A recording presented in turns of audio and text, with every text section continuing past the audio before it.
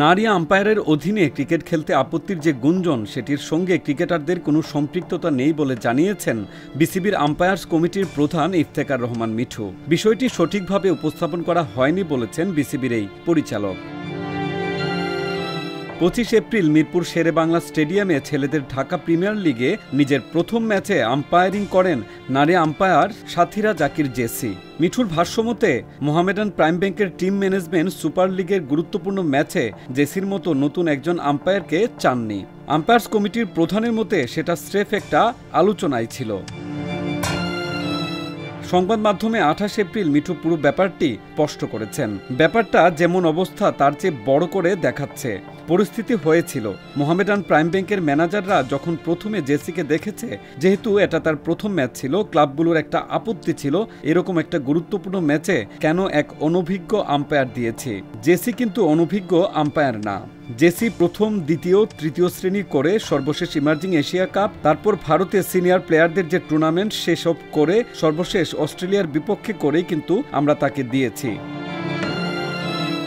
মিঠু জানিয়েছেন, মোহামেডান ও প্রাইম ব্যাংকের পক্ষ থেকে এই ব্যাপারে কোনো অফিসিয়ালি বার্তাও ছিল না। তিনি বললেন, এটা নিয়ে অফিসিয়ালি কিন্তু কিছু বলেনি। সকালে তাদের একটা কথা ছিল, এই আম্পায়ার দিলাম কেন?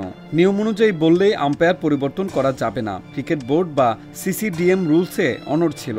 এই ঘটনাকেই বিভিন্ন পত্রিকায় যেভাবে বলা হচ্ছে, আগামী সেপ্টেম্বর অক্টোবরে বাংলাদেশে হবে মেয়েদের টি-20 বিশ্বকাপ। আম্পায়ার্স কমিটি চেষ্টা করেছে বিশ্বকাপে বাংলাদেশের কয়েকজন নারী আম্পায়ারকে যেন রাখে আইসিসি। সেই বিবেচনায় গুরুত্বপূর্ণ ম্যাচ সামলানোর দায়িত্ব দিয়ে জেসিদের প্রস্তুত করার চেষ্টা করছে তারা। সেদিন মোহামেডানের দলে ছিলেন মাহমুদুল্লাহ রিয়াদ, আর প্রাইম ব্যাংকের হয়ে খেলেছেন মুশফিকুর রহিম ও তামিম। গুঞ্জন, এই ক্রিকেটাররাও নাকি নারী আম্পায়ারিংয়ের আপত্তি জানিয়েছেন। নারী বিদ্বেষের একটা আলোচনাও ওঠে তাদের বিপক্ষে।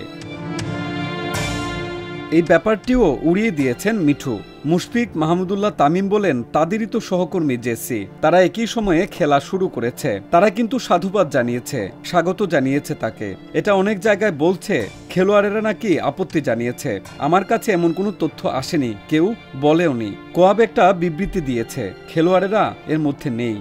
শুধুই একটা সাধারণ আলোচনা দুই ম্যানেজার এবং টিম ম্যানেজমেন্টের মধ্যে হয়েছে।